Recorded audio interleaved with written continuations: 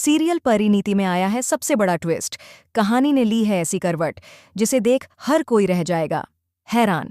आखिरकार नीति की सारी चालें उसी पर भारी पड़ने लगी हैं। वह जो सोच रही थी वैसा कुछ भी नहीं हो रहा। अब उसके अपने ही प्लान उसे धोखा देने लगे हैं।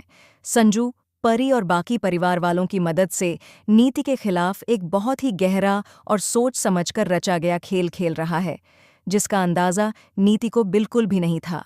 वहीं दूसरी तरफ पृथ्वी को भी संदेह होने लगता है। उसे लगने लगा है कि शायद संजू अब नीति के साथ पूरी ईमानदारी नहीं रख रहा। वह नीति को बुलाता है और एक चाल चलता है। वह कहता है, अगर संजू ने सच में परी से रिश्ता तोड़ दिया है तो हम उसे हमारी कंपनी की एक शानदार जॉब ऑफर करेंगे। अगर वह तुरंत उस जॉब को स्वीकार कर लेता है तो हमें यकीन हो जाएगा कि वह सीरियस है और अब तुम्हारे साथ नया रिश्ता शुरू करना चाहता है। लेकिन अगर वह मना करता है तो इसका मतलब है कि वह अभी भी परी से जुड़ा हुआ है और तुम्हारे साथ सिर्फ खेल खेल रहा है। नीति चौंकती है, लेकिन फिर आत्मविश्वास से कहती है, मैं जानती हूँ संजू अब परी से कोई रिश्ता नहीं रखना चाहता। वो बहुत नाराज था उससे और अब तो उसकी शक्ल तक नहीं देखना चाहता।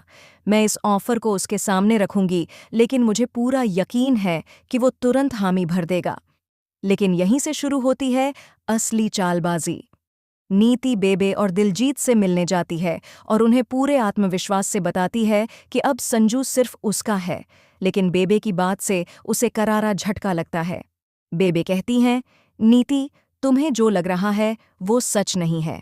संजू आज भी परी को दिल से चाहता है। वो तुमसे शादी का वादा करके सिर्फ वक्त काट रहा है ताकि तुम्हारी असलियत सबके सामने ला सके। नीति गुस्से से भर जाती है, लेकिन फिर भी अपने इरादे पर कायम रहती है। उधर संजू परी का हाथ थामकर सभी के सामने कहता है, अब इस लड़ाई में अकेले नहीं लड़ सकता। मुझे तुम सबकी जरूरत है। नीति और पृथ्वी ने हमारे जीवन में जहर घोल दिया है और अब वक्त आ गया है कि इस जहर का इलाज किया जाए। अंबिका भावुक होकर कहती है, हम कल भी तुम्हारे साथ थे, आज भी हैं और हमेशा रहेंगे। तुम और परी एक दूसरे के बिना अधूरे हो। अब आता है सबसे बड़ा धमाका। नीति संजू के पास आती है और कहती है, तुरंत हमारी शादी की तैयारी करो। संजू हैरान रह जाता है, लेकिन वो अपनी चाल के तहत हामी भर देता है। नीति खुश हो जाती है, लेकिन तभी नीति पृथ्वी की दी गई जॉब ऑफर संजू के सामने रख देती है। संजू उस ऑफर को पढ़ते ही गहरी सोच में डूब जाता है और फिर वह ऑफर को तुरंत स्वीकार कर लेता है। यह देख नीति की आंखों में चमक आ जाती है, लेकिन इसी के साथ पर्दा उठता है एक और बड़े राज से। संजू ने वह ऑफर सिर्फ इसलिए स्वीकार किया क्योंकि उसी में एक कोड था, एक संकेत जो उसे परी ने पहले ही दिया था। परी और संजू ने पहले से ही मिलकर एक प्लान तैयार किया था जिससे नीति और पृथ्वी का पर्दाफाश किया जा सके।